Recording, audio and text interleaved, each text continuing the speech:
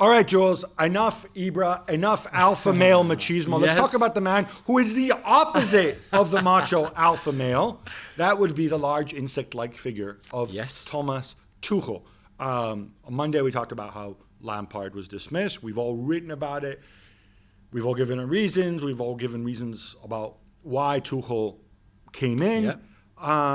He made his debut, and he draws 0-0 at home with Wolves. He himself said, hey, I just had one training session.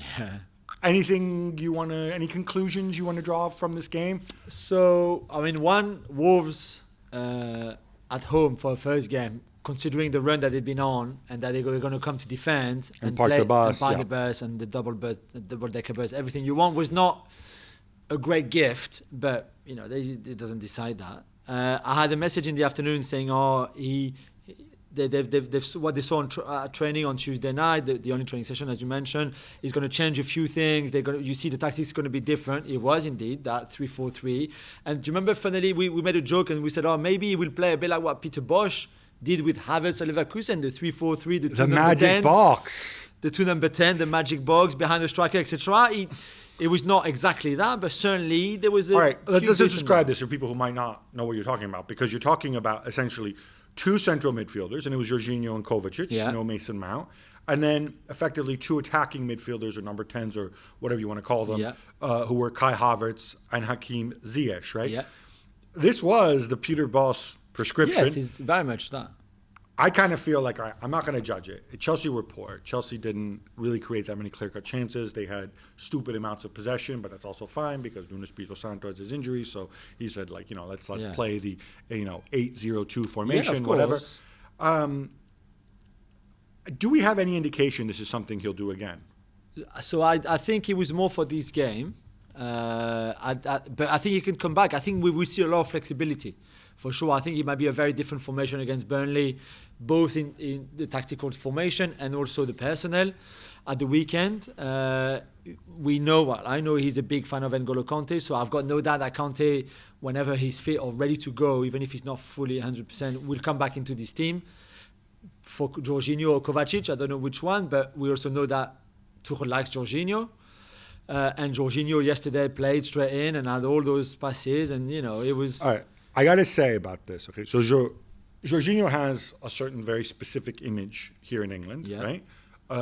Where people say he's soft, people say he just passes the ball sideways all the time. It comes from when he arrived with Sarri.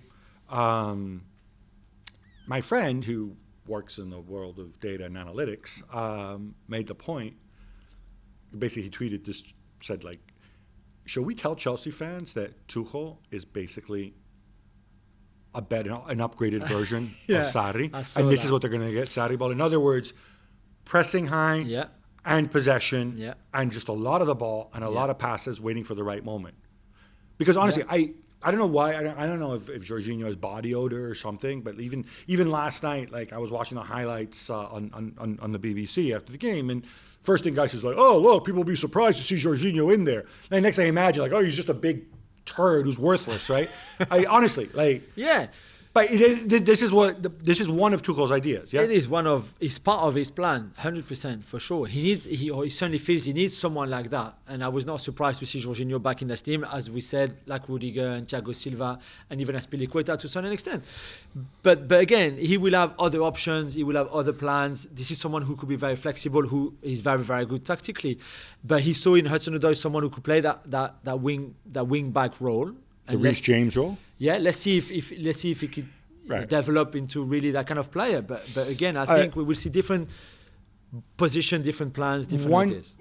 Just to wrap this, I think one point that I want to make is all this is different in terms of how Tuchel is going to be approached because there's no fans in the stands. There was a big banner outside Stamford Bridge. Was it "The Circus Continues," something like that? Lampard was very popular with a large part of the... Do you think this is going to impact Tuchel? How do you think it's going to impact? From what I was told, he doesn't think about it at all. I mean, he saw Chelsea and the Lampard play many times. He's watched all the recent games prior to the game. But will it impact the players? I don't know. I think he's intelligent enough to know that some of the players were really close to Lampard, others not at all, and that he will have to to be very clever in the way he will approach this dressing room and deal with all of them. But I think he can do it. That's not a worry I have. Stay tuned. Thanks so much for watching ESPN on YouTube. And for more sports highlights and analysis, be sure to download the ESPN app. And for premium content and live streaming, subscribe to ESPN Plus.